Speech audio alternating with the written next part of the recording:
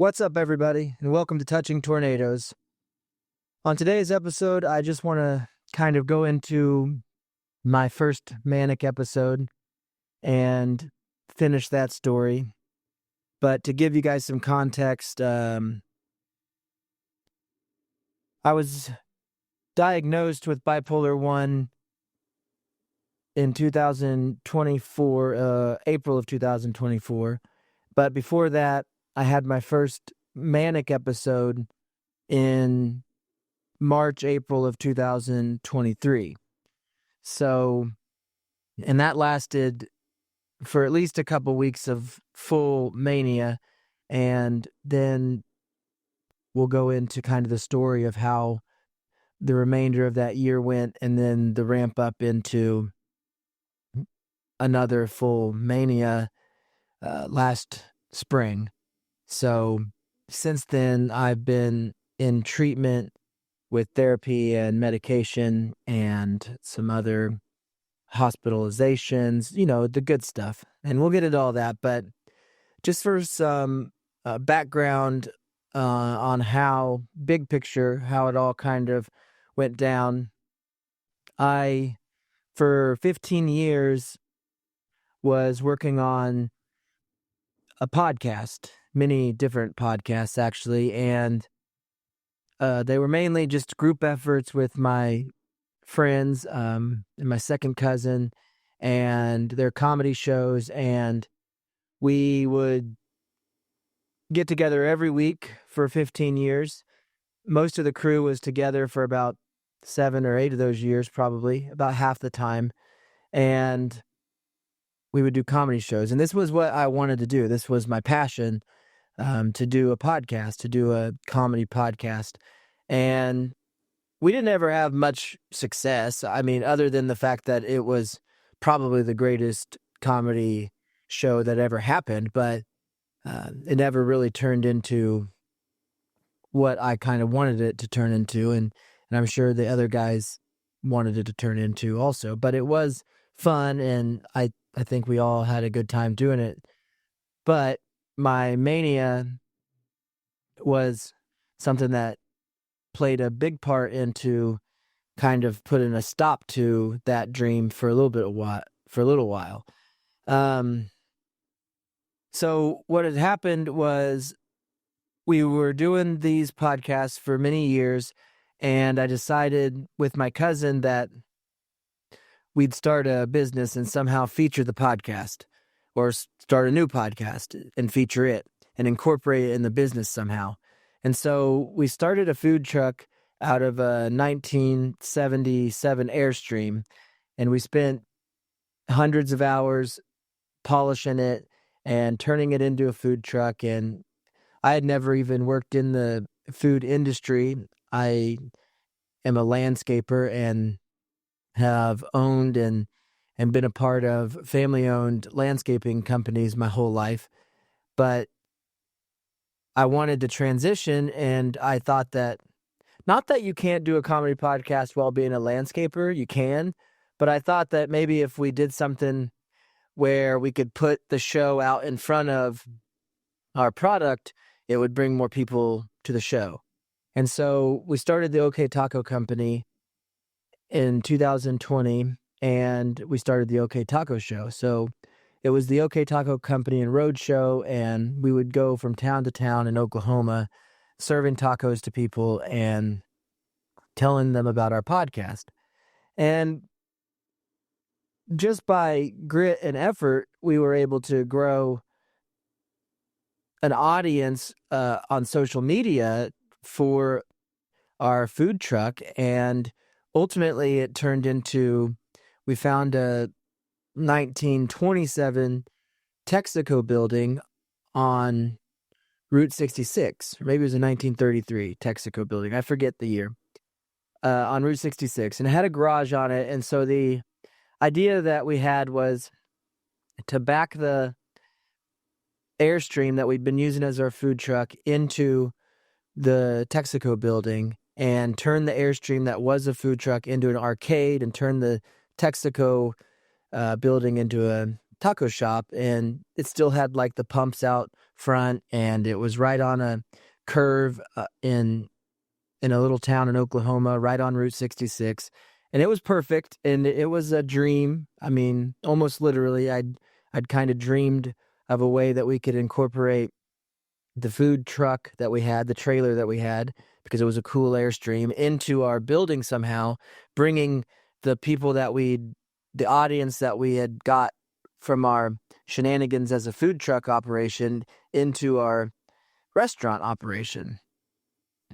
But this undertaking and the efforts that we put into renovating this Texaco and turning it into a taco shop was kind of the beginning and the end of the whole thing, the whole operation, including the show, because of a Manic episode. And so I talked a little bit about how it kind of ramped up on a previous episode. And so we'll just kind of start basically on the first day, which was Groundhog Day of 2023. We opened the doors and it was madness. It was chaos. We had been in this small town renovating this place by ourselves, my cousin and I, for months at this point, and they'd been watching us transform this building and put our trailer there, and the anticipation was high, and we didn't post much about our stuff that we were doing in the building, in the renovations, until we were done. And then we just did a video and basically said we're open.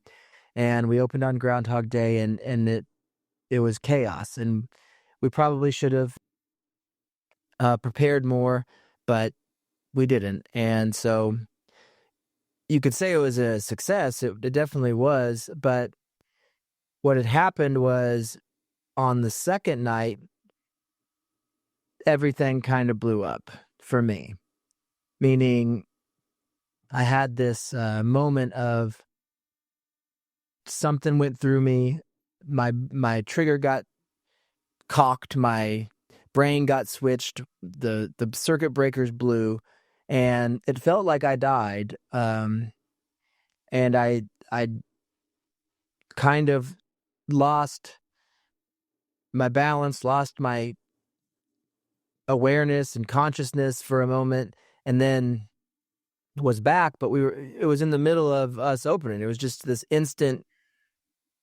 almost instant panic attack in the middle of doing our stuff, and it was like I got hit by lightning. That's the way I describe it. It just felt like this shock went through me and then escaped me, and my spirit left me and then come back in. And so I kind of shook it off in the moment, and we continued serving and that. But what had happened was, the way that I kind of look at it is, it was when everything got triggered for me.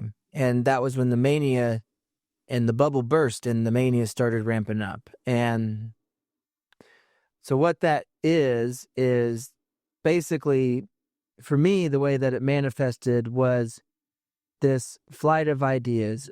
I mean, that was a big thing. And then the overspending, because we had this success, and because we were unprepared, I just started pouring, my efforts into trying to solve these problems that weren't there. And maybe they were there, or anticipating problems. It wouldn't matter. I couldn't shut my brain off. I was thinking 100 steps down the road, and then wanting to make sure that we channeled our efforts down that road, if I could remember what my ideas even were.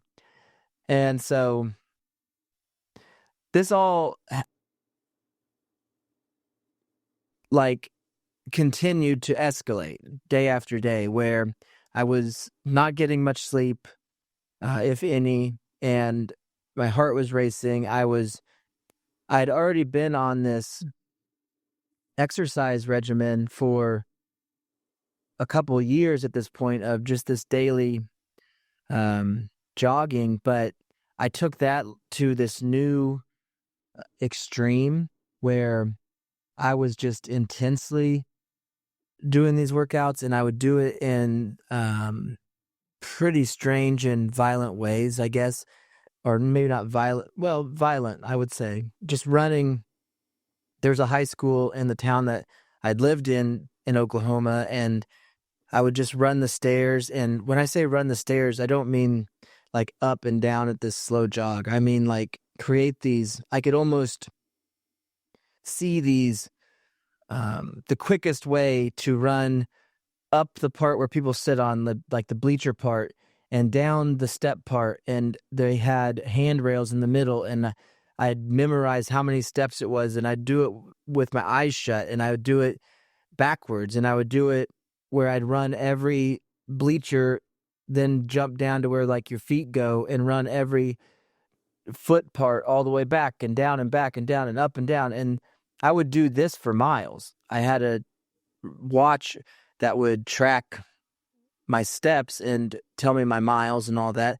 And so I would run stairs for miles, and then I would go down on the football field and I would run down and back end zone to end zone, just as if I was this lawnmower, just that's how close, just down and back and for miles. And then I'd go run around town, and it was a town that had all kinds of elevation changes and hills and stuff. And so just sprint up these hills and run. They had railroad tracks in the town. I'd run railroad tracks, and just this insane exercising that it was already kind of insane the way that I was doing it, meaning not wanting to miss a day and staying committed to the regimen. But as my mania started, it just intensified. It's as if I couldn't push myself hard enough, and I was wanting to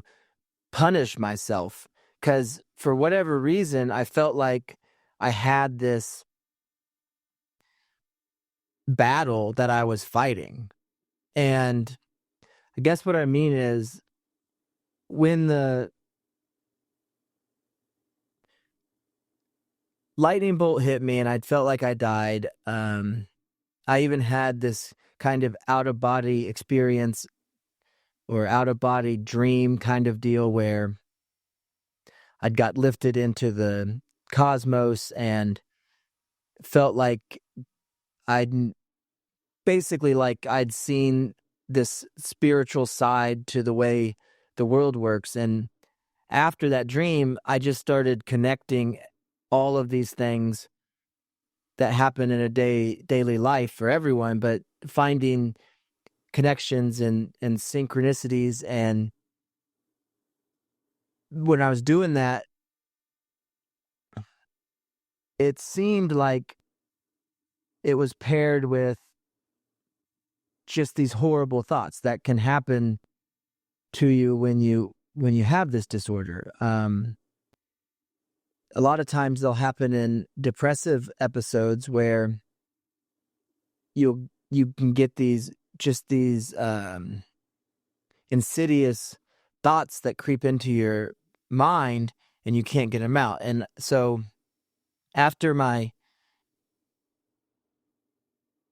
lightning bolt moment, and after my dream where I thought I was getting lifted into the cosmos or the heavens, I thought I was put here for this reason. But what it also did was pull out this, I was looking for a reason to why this was happening to me, is what it kind of felt like or seemed like. And I didn't know if the reason was because of I had some childhood trauma that I was going through or processing, and I had not processed it, I guess, since it had happened when I was a child, but it wasn't something that I'd thought about on a daily basis until this all kind of happened. And it was like my brain was searching for a reason that something was wrong, and it focused in on these traumas that had happened to me, and it made me just hyper focused on them to where I felt like I was battling them, almost like a warrior or something. Even not almost like that.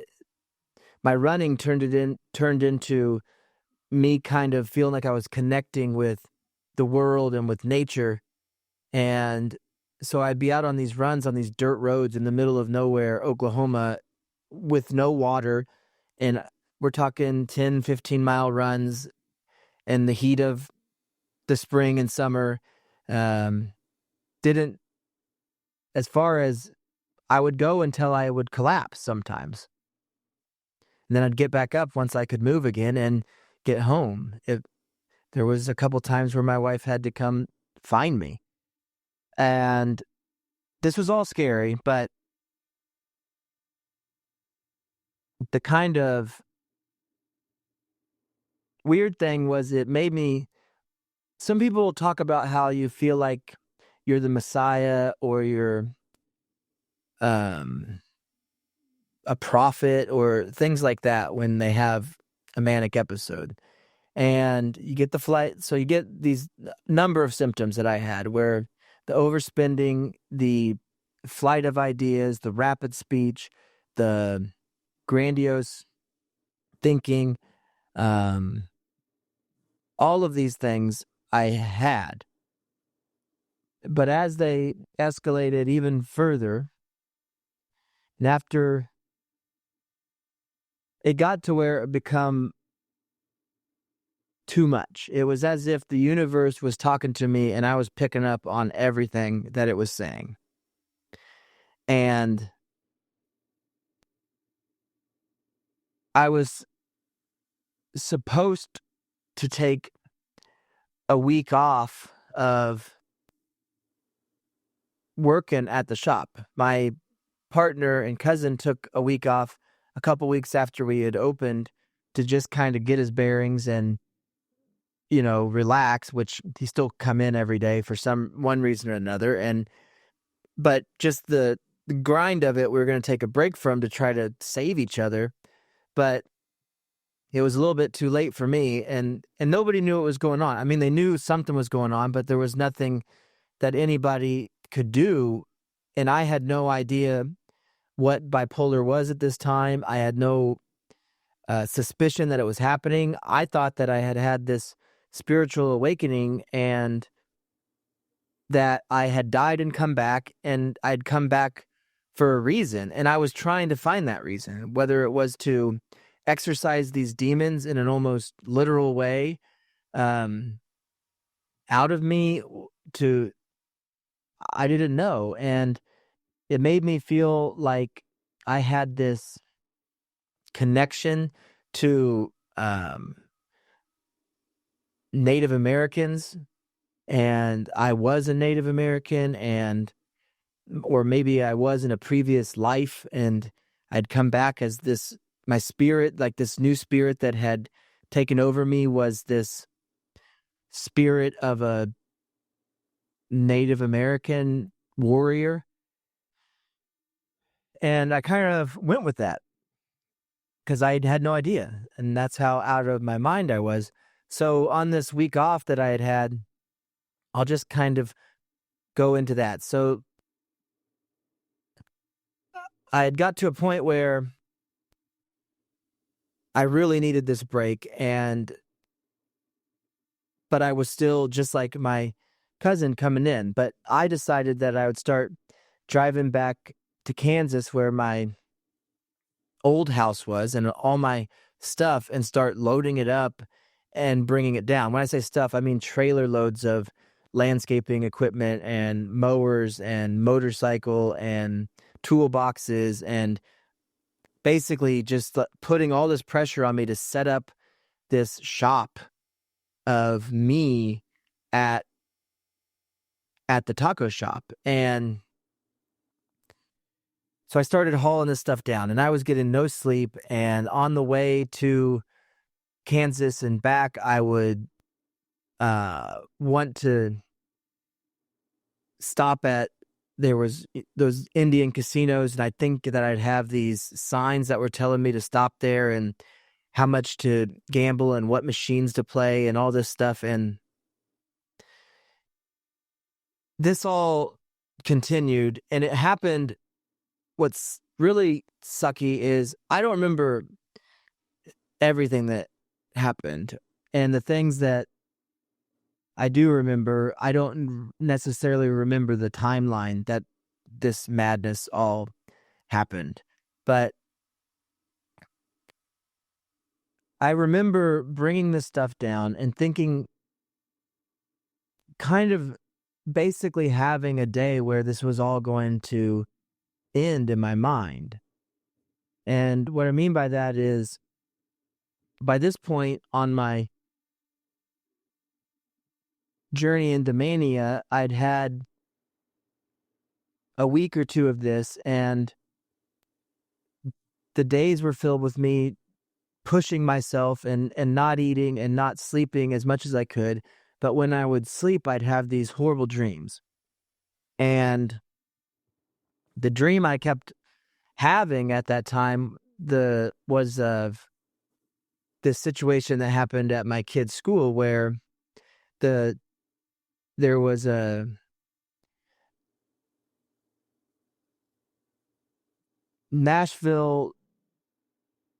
incident in Nashville, there was a thing at a school in Nashville that had happened within those weeks. And just like everyone else that has children, those things, when they happen, affect me quite a bit. I mean, I just feel for the families and the children, and I can't believe we live in a place that has that kind of thing happening.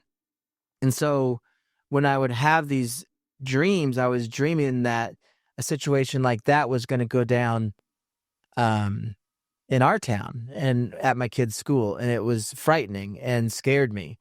And so I didn't want to sleep, and I would continually have that dream. And so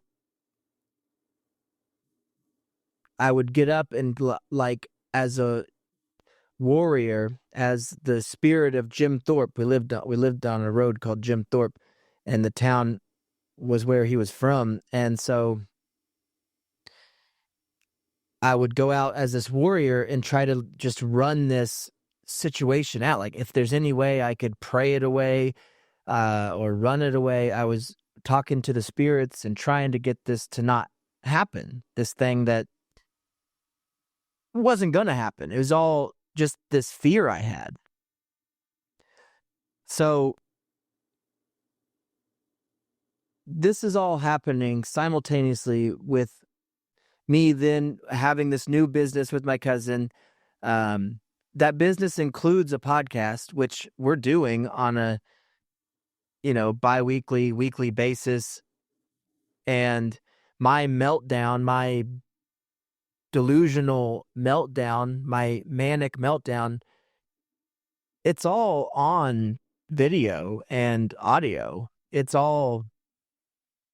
was all public, which is another embarrassing and shameful. It makes you feel embarrassed and shameful and all that stuff too. Just that it all happened in this small town where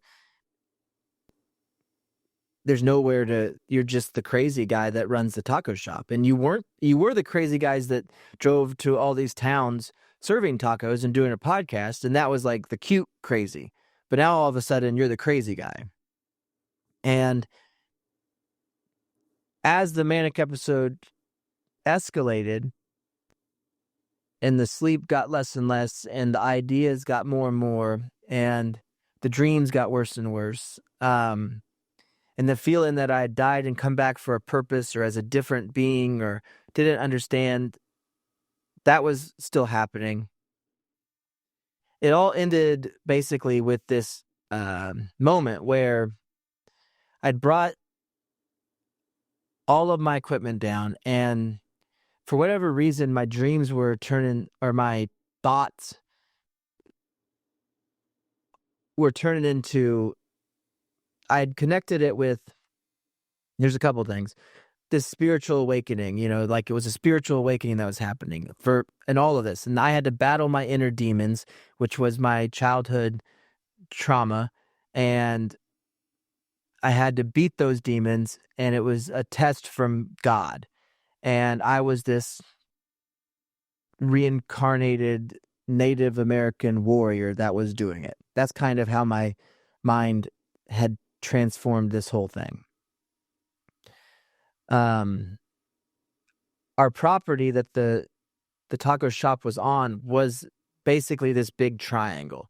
And it's weird how things work out. Like, this didn't have a mailing address. We bought it, and we bought it for a great price, and it was a place that didn't even have an address. And so many things, the synchronicities, it's as if they were weird before my delusional brain got a hold of them, but once my delusional brain got a hold of them and my manic self got a hold of them, they got even weirder.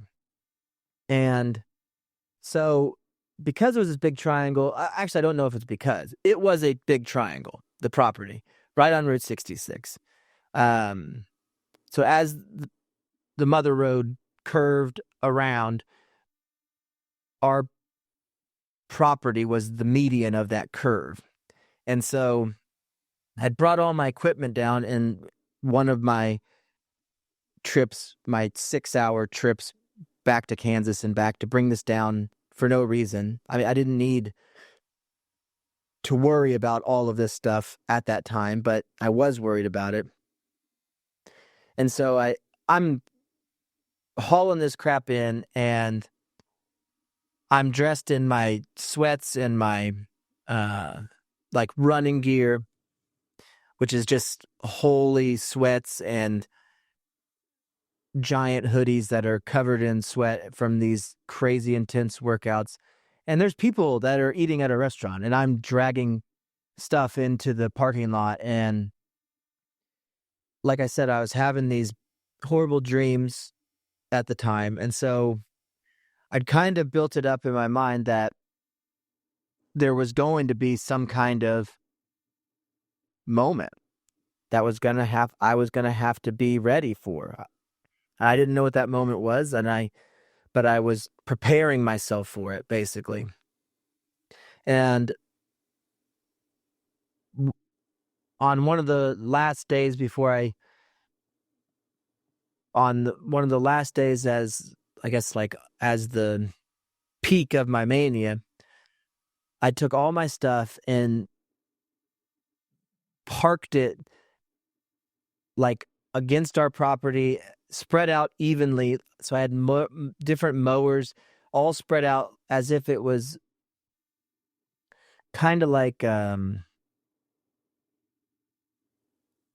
had them spread out in a certain way across the edge of the property, like a shield of the triangle. And anytime I would come across something, like, we had a building, I don't know if you guys know what a builder's square is. It's a little triangle square that you use in carpentry. But because we were renovating that and our tools were over there, I had these built. And so anytime I'd see a triangle, it's like I'd see them everywhere. And so I would line like one of my mowers directly in front of the shop, and another one 30 feet down the road on the edge of our property, and another one, basically creating this display of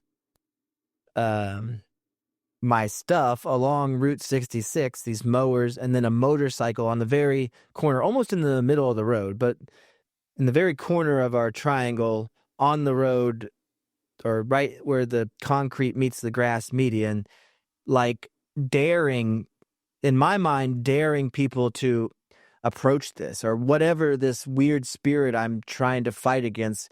I'm building my arsenal of defense against it. Is kind of what was happening. And I felt like I was connected with the stars and the sun and the Native American spirits and all this. And so I didn't need money, and I wanted to give it all away. And so I'd put all that stuff out. And even in this moment, I'd taken my shoes off for some reason, and there was broken glass and crap from our renovation over in the grass. And I thought that God was making, in those stickers, we had this Oklahoma turf that there's a bunch of big stickers in there. And I just was walking on it. My feet were getting cut up and bloody. and it hurt, but I thought that that was what I was being called to do by the heavens. And I thought they wanted me to give all my money away. And so on kind of this final day um, of this first manic episode, I put my checkbook and cash, $1,200, that was the number, under this sign that I'd found that somebody had put on our property of a small business in the town or something. And so I'd put the sign over it, laid it, and then put a rock on it, thinking that maybe one of the people who were walking by, because there's lots of people that are roaming around Route 66, and the town had a lot of people that were just wandering around. And I thought, well, maybe they'll find it and they'll need the money more than I do. I'm here to give it all away. I'm supposed to be giving it away. I'm here to give love. But all it was doing was, it just scared everybody because nobody knew what was going on with me. Just that I'd cracked, I'd lost my mind. And so this all got laid out like that. The taco shop got laid out like that. And even my old truck, I'd put it at the gas pump and had put a fake pump into it, as if it was everything was laid out as if it was a big piece of art.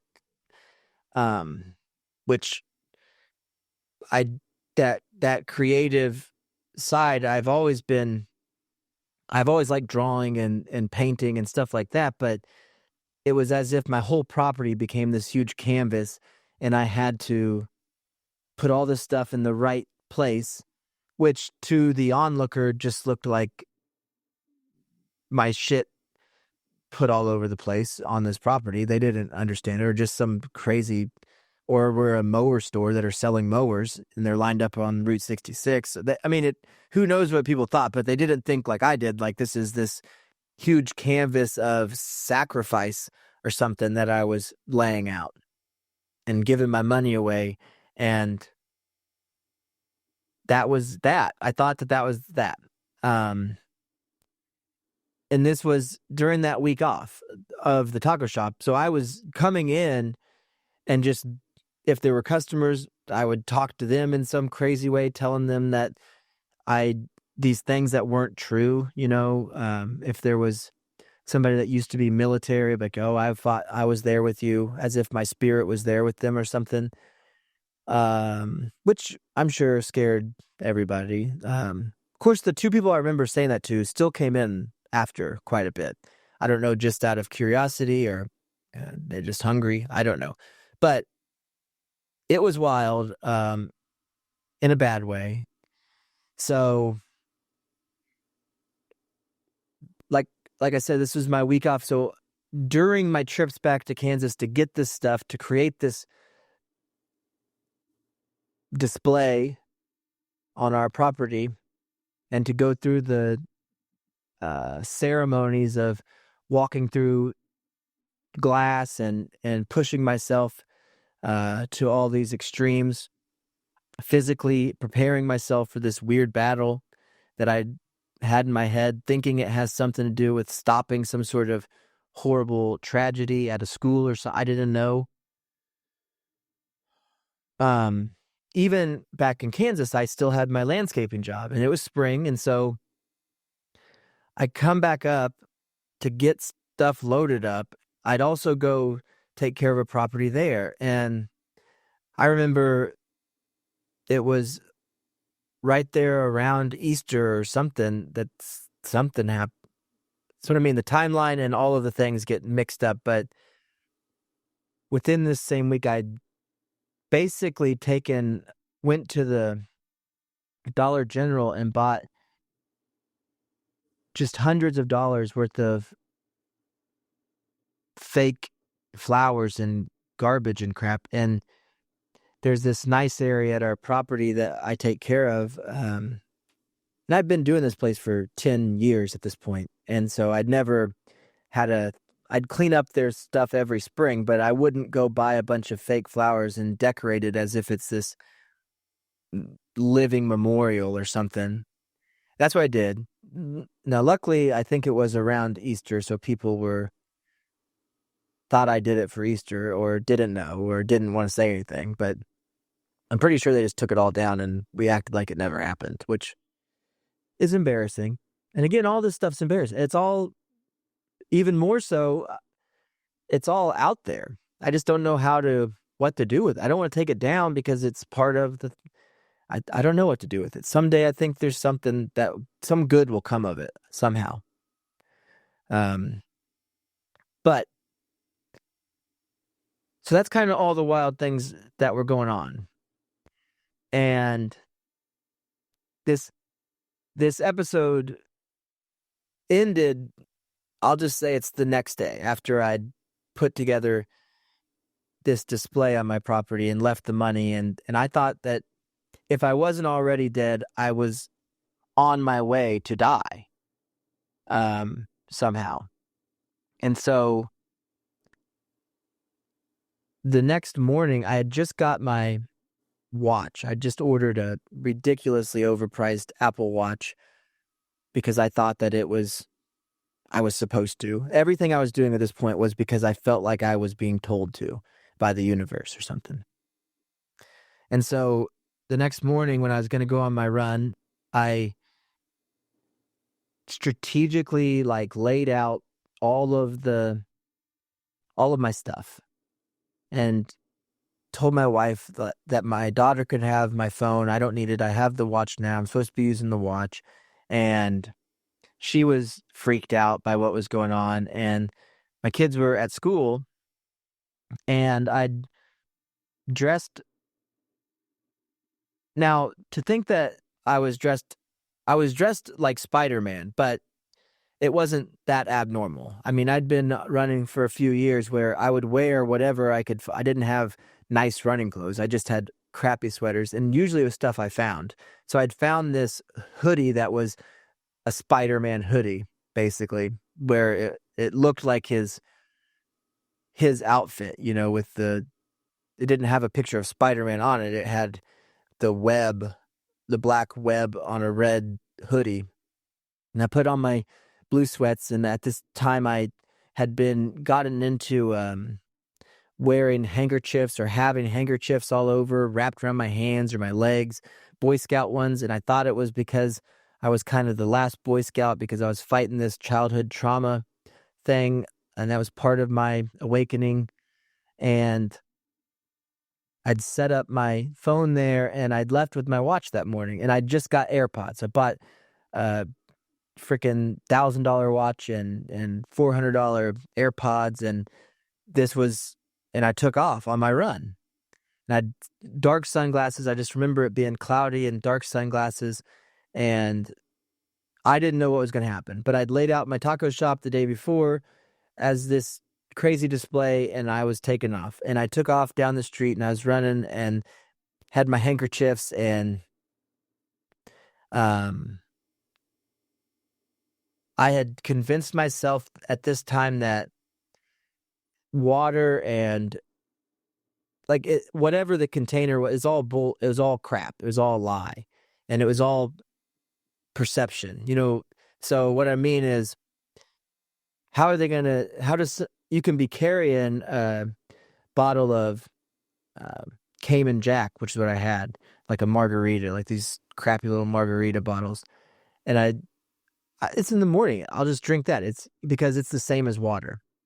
That's what I would say. But then if it was empty, I'd fill it up with water. Any water. I'd find water in the ditch and just dip it in there and fill it up, and thought that if somebody stops me and what are you doing? Are you drunk? I'm like, this is just water, Just because it says this doesn't mean that's what's in it, Just doing stuff like that. So I took off down the road and I ran by my kids' school, but on the road, and I run it many times. I'd run down. There's one other thing, just for context, is the town that I lived in is famous for it has a Catholic church that's a national shrine. It has and people from all over the world go to that town to visit this church for a certain reason. And so the dichotomy of that is the town's mascot, the school mascots, was the devils. And I thought that that was the reason I'd been put in this town. And so for the months and months leading up to the Manic episode and on my daily runs, I'd run to this national church, and I am Catholic, and I would pray, and there's a statue of Jesus out front, adolescent Jesus, and I'd go up, and you could actually walk up to it and touch it. I'd put my hand on its hand, and I'd say prayers for everybody and do all this stuff, and then I'd go run, and it was weird because the devils were all around. I mean, that's what it was, the home of the devil, home of the red devils. So you'd go run to Jesus and then go run around and fight all the devils.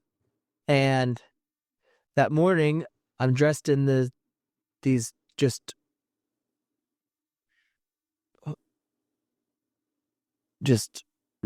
ruined sweatpants. I mean, these sweats that I'd been working in and running in, and they're torn up. I've worn them. They're threadbare, and handkerchiefs all over, and a bottle of Cayman Jack, and sunglasses on, and I take off with my watch and AirPods.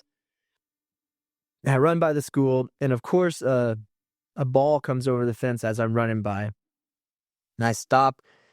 And thank goodness, I do remember kicking that ball. I remember seeing my kids and telling them giving them, we'd give the sign in sign language that I love you, the Spider-Man sign, basically, which is weird and ironic. But give them that sign, that ball comes over, and I kick it, and I kicked it way too much, way too high. Luckily, it came down and didn't hit anybody, but it was just, it felt like when I kicked it, it sounded like a rocket. And the energy the electricity that felt like it was going through me at this time was crazy. So after I kicked that, took off, and they have a practice field area with a track around it. And I would run there all the time anyways. I'd go run there many times a week. So it wasn't that out of the ordinary. But what seemed strange was there were so many police cars around. And maybe I was just delusional and they weren't around, and maybe there's only one, and I felt like I saw them all over, but they were around. And probably because of what had been happening. I mean, what had happened in Nashville, everybody was on edge. And so I go to the track and I start running around the track, and I was doing things where I would sprint a mile, and then I was doing things where I had a jump rope with me too, and I'd start jumping rope, and I'd jump rope in the end zone, and then I'd run sprints down the practice field, and whatever kind of thing was around, like blocking sled or that kind of stuff, I would hit the blocking. I mean, whatever I could do just to get out this. I didn't know where this was leading to. And all the while I had these AirPods in, and I thought that the songs that were playing were being provided to me. They were just the things that get curated by Apple Music based on your listening habits. But I would always assume I would click like new music, and I would think that the universe is sending me these things for a reason. And the weird thing is the reason was that they thought I'd like them, but I was thinking that they were sending me them because I needed to hear them. I mean, because it was part of this transition, whatever was going to happen. And I do remember thinking that I was singing them, if that makes sense. Like I was part of the song, even though I was hearing it. And maybe I was even trying to sing, but that the AirPods were recording my take and creating these songs like in the middle. I don't even know how to explain it. Basically, like just a beat would play, and I would do a rap or a or a melody would play, and I would sing a country song or whatever it was, and they were getting sent out under different names, as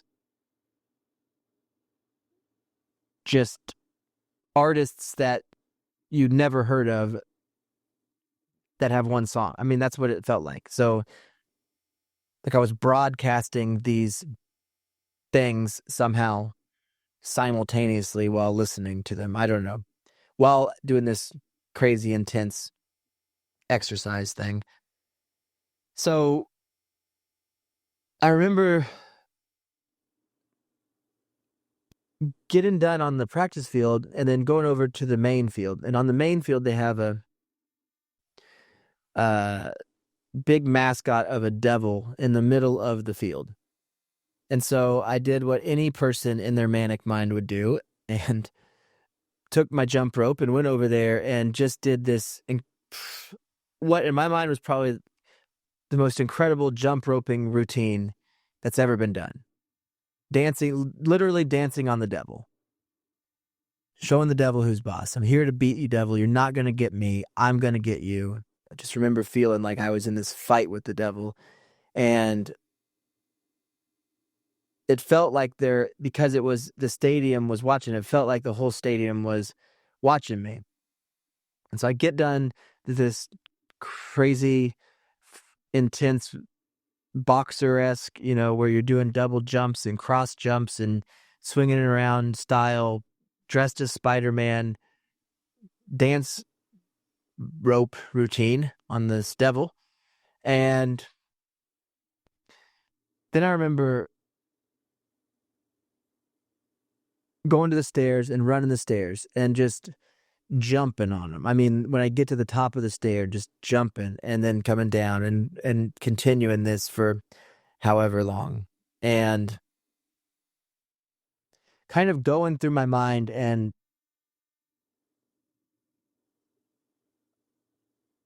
thinking that I was in this battle, like this is it. I'm in. The songs were sending me these signs, and it was getting to the end of this workout, and I've done all I can do. I've danced on the devil, and thank God, because I did jump off the stadium, but I didn't jump off the top off, which at that moment I could have, felt like I could have. But I ran down, and I jumped what still was 15, 20 feet above the field. So I jumped off the stadium down onto the field. I was fine, landed fine. And I remember thinking that I walked over, they had the big box, the electrical box that turns on the game lights. And I felt like as I walked by it, it just exploded. Like me touching it. I think I touched it or just said something to it and it exploded. Is what it felt like. Like all the lights blew up. And that was it. And it was done. And so I started walking out of the stadium and walking towards the road. And it's my road, the road that I live on. But I'm a mile away from home at this point, and I'm outside of school. And as I'm walking, I was picking up trash because I would do that often. If I'd see a piece of trash, I'd throw it in my pocket because just a habit of mowing grass and all that stuff. But not aware that my whole workout display and who knows what I'm saying or singing or grunting, and although it's not totally out of the ordinary because I ran there so often. So it wasn't totally out of the ordinary, but it just was enough to get the attention of the law enforcement that was around.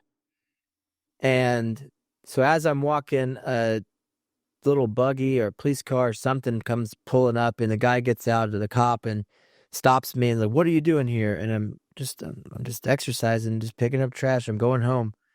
And they stop, and he's like, "You're not going, what's wrong with you? Are you okay? Sir, are you okay?" And I thought, oh, this is how it goes. Like, this is what's going to happen. Because in my mind, what I had done is I had stopped. Like my thing, my dancing on the devil had stopped this thing from happening at my kid's school. But like in my mind, I was willing to, because of my dreams, I had to have these horrible dreams of my kids going through something like that or my kids doing something like that. The dream was both ways. And I had this thought of like, I want my kids to know I love, like I want them, they'd kill me first. Don't hurt don't hurt just take me. That's what I was kind of telling the Lord. If don't let something bad happen to this place, this school, just take me. When these cops stopped me, I thought that's what was going to happen. And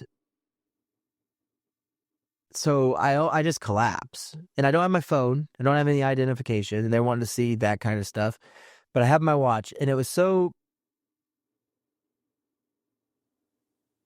I kind of like I remember raising my hands up as I'm sitting down. I was like, I'm not reaching for anything. I just want to touch my AirPod and I'm going to call my wife and she'll come and she'll get me and she'll bring my wallet. And so I called her and this guy's talking to me and she's freaking out because there's this cop talking to me and I'm saying like, I'm here at this school. Can you come get me, bring my wallet? The cops, she's like, what the hell is going on? And he had I thought that he was going to shoot me. Like when I was reaching up to touch my AirPod, there was this flash that at that moment I had to accept the fact that he had shot me. And I was willing to take that. Now, my wife pulled up and really just got in the car. Like, what the hell are you doing? Why are you pointing a gun at my husband? And he runs here all the time and just grabbed me and threw me in the car. And we took off and went back home. And then she just was ripping into me because she was frightened and scared. And all I kept saying was, take me. I need to go to Uncle Tom's. Take me to my uncle's. Take me to my uncle's. I need to go to my uncle's. And I couldn't believe I was alive. And I thought I'd passed the test. Then I thought that they were coming after me. Then I thought the cops were going to come after me, or I'd passed the test and now the universe was going to come after me, or I'd cracked some code by sacrificing myself or being willing to sacrifice myself after dancing with the devil or on the devil. And so she drove me to the taco shop and we were not even open yet. I mean, as far as it was earlier in the morning. And I remember spending like 2 hours in the bathroom at the taco shop just hallucinating and thinking I was this tribal warrior and undressing and getting changed out of those clothes and scaring the people that helped, we had a couple people that helped us with the shop that were working, that were from the town, and all they know of me is I was this nice guy that hired them and then all of a sudden turned into this person having a maniac. Worried for me, but not understanding and not knowing what the hell was going on. And a mentally handicapped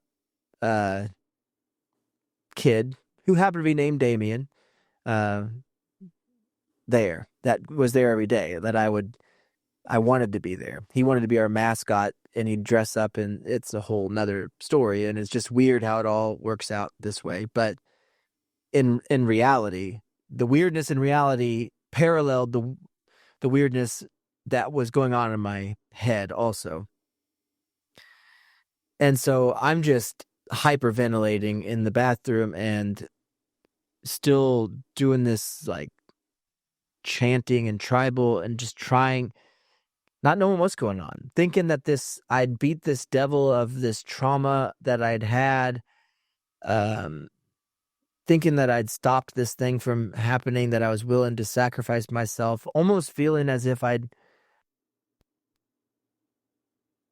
was willing to have that happen to me. Like, so, and then got it, the fear that I really didn't have until after, just the fear, almost the adrenaline. I didn't know what to do with all that adrenaline. I'm having a gun pointed at your head. And so once I finally get out of that bathroom, which I'd had all the lights off, and because we were so weird, or I even had one of those things that, kids have in their bedroom where if you turn it on, it shines the galaxy and stuff on the ceiling. So that thing's going on in the bathroom, and we had a little kind of powder table side of the bathroom before you get to the toilet, but still within the bathroom thing, that on the table of that, we'd had some of our family that couldn't be there, like that had passed away. And so it was just strange. That's what I mean, where the real thing is we had those pictures up and thought it was cool to have them part of our family taco shop that we'd built in this incredible journey to do this, to chase our podcasting dreams by creating the OK Taco show that was part of the OK Taco company. And you know what I mean? It's like we wanted these people who were part of that journey but had died, that were part of our family, and they were in picture form in this bathroom. And then I had this break and I thought that I'd died, and then I thought that I'd faced death that day. I thought that I died when my brain flipped a couple weeks before that. And then it was like on that day after, like I said, setting up the display outside, it was storming so bad that day too. I remember that. And it was just weird. And so I had all the lights off in there, and I was just stomping around like I was this warrior, and everything meant something at this point. Totally. Everything was connected. And I'd turn on that galaxy light and I just kind of stood in there breathing. When I come out, Damien was there, and I just gave him a big hug and said, I got to go. And Shannon, you got to take me back to Wichita. Take me to my dad's. He's going to take me to Kansas City. I got to go to Kansas City. I got to go. And so we took off in the rain, and I made him drive my truck, and I just talked the entire time to the point where I had so much energy. I just remember, and maybe it's not like it happened, but like it was almost making the other people, that Shannon, as he was driving me, just almost making him sick trying to follow along, like losing his, almost looking like he's dozing off, but not dozing off. I don't know how, I'm hypnotizing him or something. And when we got to my dad's, my whole family was there, all my siblings, because it happened to be family dinner night, not because, and it was so strange. And then they were there, and they had a Pizza Hut there, and the Big New Yorker was back, which was like from my childhood. And so I got a piece of pizza, and I said, I got to take a shower. And I went in the shower, and I was in there for 2 hours. And Shannon was trying to explain how crazy I was, and my dad was saying, no, I'll take care of it. Don't worry about it. I'll take care of it. My dad was drinking, though. I mean, he doesn't, and they don't know, my family doesn't know me as that. I'd never had a break like that. So they knew I was all messed up, but they didn't know what to do. And I was freaking out, and I was saying that I was trying to explain to them all the connections that I'd figured out on the way, and what I'd just done, and how I'd faced death, and this cop was going to shoot me, or he did shoot me, and I made it through, and I danced on the devil, and then they drove, and so I got in there, and my dad drove me to Kansas City, another 3.5 hour drive, where I talked the entire time. And we drove all the way up, and I don't know if he had COVID, or, again, as I was talking, there was times when he would just I had to grab the wheel, or maybe so I mean, I don't know what was a delusion or a hallucination, but I felt like he was, which he's been known to just throw up, like gag and throw up, and it's disgusting, but it was him puking, just like dozing off, and then puking what seemed like he's spitting up that crap and that's what he was saying. It's that black crap that got into your lungs with the first COVID. So, and I was talking about how, we must be thousands of years old and we relive our lives. And how old is my sister? And she's so young. I think she's only in 600. All of these things. We get up there and it's 1 a.m. This after when we got, I don't even know what time it is. It just stormed the whole way. I'd taken a 2-hour shower where I thought I was preparing myself to meet like the ultimate leader, like I was the warrior and I accomplished the task. And when I get to Kansas City, I'll be presented to the king. Maybe it's my uncle, I don't know, or he's going to take me there. So even when we got there, and my uncle was sick at this time too, spitting up blood. So all of it, again, reality can mirror non-reality in a way that you can connect these things. But I remember mixing this huge thing of vodka when we got there, thinking that this stuff has no effect on me at this point, anything. Because like I said before, water was the same as alcohol. Nothing mattered on that. And laying down, and I frantically drew this picture of me running and in my outfit with the handkerchiefs flowing and throwing, because I kept having this vision of bluebird, like a blue jay and a cardinal, and how they represent different things. And so I drew this picture of me throwing a blue jay and the blue jay has a nail in its mouth sticking out of its beak, and it goes through a cardinal and comes out of like through its mouth and out. And then a Pac-Man, I guess representing my youth, my childhood, the arcade, whatever, with the nail that was sticking out of this bird's mouth that I drew, going into the Pac-Man's mouth and just stopping just before it hits the Pac-Man's throat. And it's I still have the photo. Still have the picture. It's wild, but for the situation, pretty good. And then feeling like I went on a run that morning. I don't even know what time it was. I didn't sleep. Went on a run again for 5 miles, thinking that people were after me. So I'd brought a bunch of keys that I'd shake because I thought that people were like going to jump out of the bushes at me or something. And so I brought these keys with me and I'd shake them as I was running. I remember that. And then I remember getting back, running through the hood of Kansas City at 3 or 4 in the morning, whatever this was, and getting back to my uncle's property. And he has a pond and he had this dock, and the dock, because of the storm, had swerved all the way over to where it was this giant T shape pointing directly south at my taco shop. It's like it all. So I wasn't out of the woods yet, but I hadn't slept at all. My dad had passed out when we got there. My uncle was still sleeping. And so I went down and sat on the dock, and I'd found a can of, what the hell? Corned beef hash. Because my uncle doesn't have any food in his house.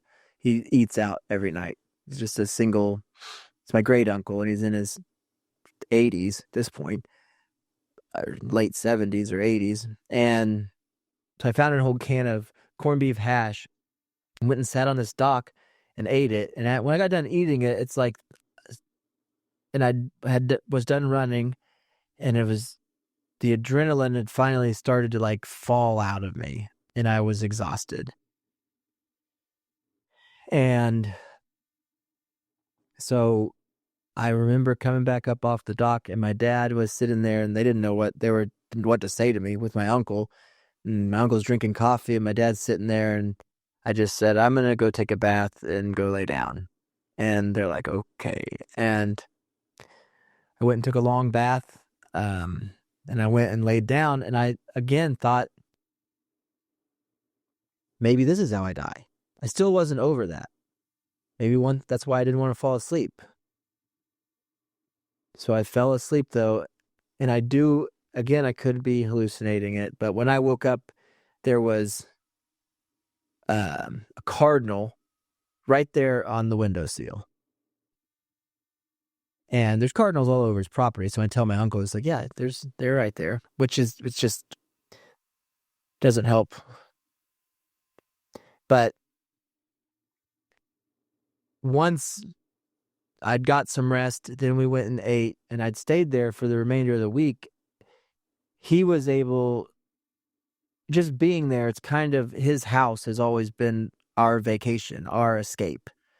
And so I was able to relax myself out of this manic episode. And then over the next, I didn't have my phone with me. I had one AirPod at this point, because I'd lost the other one running. I just had my watch. I didn't have a watch charger. I didn't have anything. And so nobody could get a hold of me. But once I went and I asked him to take me to the Nebraska Furniture so I could buy a charger and another AirPod so I could, and I thought the watch was like giving me alerts and stuff. It's just so strange. But once I was connected, then I could talk to my wife, and she could tell me all the other crazy stuff that I had done or what she had realized. And I still didn't know. This is all before I'm diagnosed. I didn't know I was bipolar. I didn't know what a manic episode was. I didn't know what had happened. And so I'm searching for, why did this happen? And as I'm coming down, at first I'm thinking that my uncle's going to take me to, like, am I going to die here? Is he going to take me to some warrior where they tell me what this is? And then as the days kind of ticked by of that week, and I come out of that extreme mania part of it, I thought that maybe it was about, and I told him about my thing that happened to me when I was a kid. I thought that maybe it was about processing that and the anger I had about, the way that trauma was dealt with by my parents. And so I still didn't know that I had this disorder, but I was able to pull myself out of mania into basically an elevated state of hypomania, or a state of hypomania that lasted for almost a year, where my next manic episode happened this past year, and that's when I got my diagnosis. But I'm not going to go to that whole story yet. I just know I got pulled down, and I guess I was able to convince myself and then others that this is what it was all about, that I had these resentments that I was never able to tell my partner, Shannon. And I was, about things. I guess I was trying to see why this break happened and then pin those reasons on those people, for my childhood trauma, to the way the trauma was handled, to my partner and the things that I wish that he had done. But it ended up in me pushing him out of the business and not having a relationship with my mom for a while, and sticking to those guns for almost a year, because I'd never really fully come out of it until this past year. So that's kind of a good story for you. I'm going to leave it there. So thank you guys for listening. Subscribe for more. If you got a similar story or experience, let me know. I hope this helps. Thanks for the feedback I've gotten so far. And don't let your meatloaf